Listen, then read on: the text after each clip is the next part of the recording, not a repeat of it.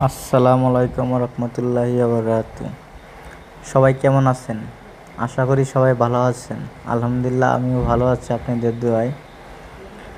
দেখেন ভাই, কৃষিকাজ কত কষ্টের কাজ। আগে আব্বু আম্মু বলছে যা একটু খেতে যা, তার আব্বুর সাথে কাজ কর, যাই নাই। এখন আব্বা মারা গেছে, এখন বুঝি কাজ করে খাওয়া কতটা কঠিন। আর এখন বুঝি আব্বু কত কষ্ট করে আমাদের কাজ করে খিলাইছে, তার মর্ম এখন বুঝি। আব্বা মানে বট গাছ, আব্বা মানে একটা বট গাছ, যার বাবা নাই সেই জানে বাবা হারানো কি যন্ত্রণা। বাবা থাকতে ঘরে আসলেই খাবার পেতাম, আর এখন কাজ করে খাওয়া লাগে।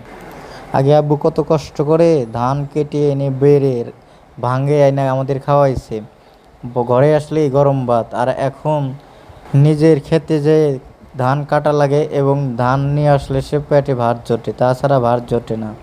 আর আগে আব্বুর সাথে কত খারাপ আচরণ করেছি, বুঝতে পারিনি। বাবা তুমি আমাকে ক্ষমা করে দিও, এই কথাটা বলার মতো আর সময় নাই, কারণ বাবা তো আর নাই। বাবার কাছে ক্ষমা চাবো মানে কীভাবে? সেই জন্য বলি, যাদের বাবা বেঁচে আছে বাবা থাকতে মূল্যায়ন দাও, কাজে মূল্যায়ন দাও। বাবা কাজে বললে কাজে যাও, কাজ যদি না পারো যতই কঠিন হোক তাও বাবার কথা শোনো এবং বাবার সাথে কাজে যাও। এইগুলো কথা গরিব ফ্যামিলির ছেলেরাই বুঝবে, শুধু বড়লোক ফ্যামিলির ছেলেরা বুঝবে না। তাই ভাই, যারা মধ্যবিত্ত শরম না করে বাবার সাথে কাজ করবে, আর ভিডিওটি অবশ্যই শেয়ার করবে।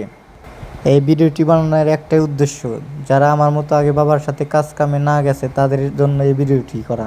এই ভর দুপুরবেলা রোদের মধ্যে ভাই কাজ করা যে কী কষ্টের। ভিডিওটি অবশ্যই শেয়ার করবেন আর সাবস্ক্রাইব করতে ভুলবেন না কিন্তু। আর একটা কথা, মা বাবাকে সবসময় ভালোবাসবেন, কেউ মা বাবার সাথে খারাপ ব্যবহার করবেন না, বা মা বাবাকে ফেলে দিবেন না। মা বাবা হচ্ছে আমাদের রত্ন, যারা মা বাবাকে ভালোবাসেন তারাই